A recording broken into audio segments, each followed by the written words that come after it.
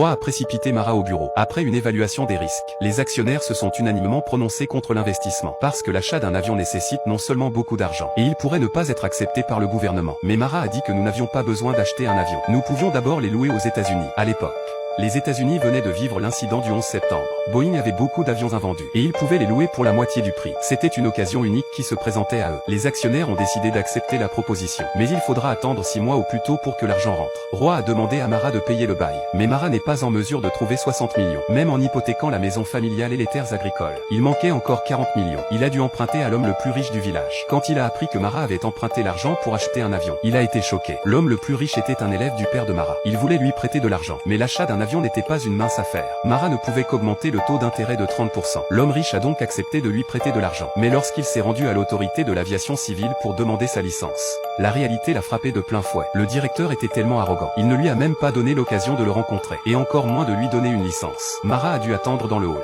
De l'aube au coucher du soleil. De la foule au silence. Il était convaincu que lorsque le ciel serait suffisamment sombre, les étoiles brilleraient. Et il croyait que le destin ne favorise personne. Mais il favorise ceux qui suivent leurs rêves. Il a attendu 12 jours. Il a finalement attendu le directeur de l'aviation civile. Il est allé voir le directeur de l'autorité de l'aviation civile et l'a salué avec espoir. Mais le directeur de l'aviation civile lui dit qu'il doit faire un rapport à ses supérieurs. Il lui demande de revenir lundi pour signer les papiers. L'attente a été longue, mais la persévérance de Mara a été récompensée par l'approbation du directeur. Mais lorsqu'il est arrivé le lundi, le personnel de la CA lui a dit que le directeur était parti depuis une semaine et qu'il devait donc rentrer chez lui.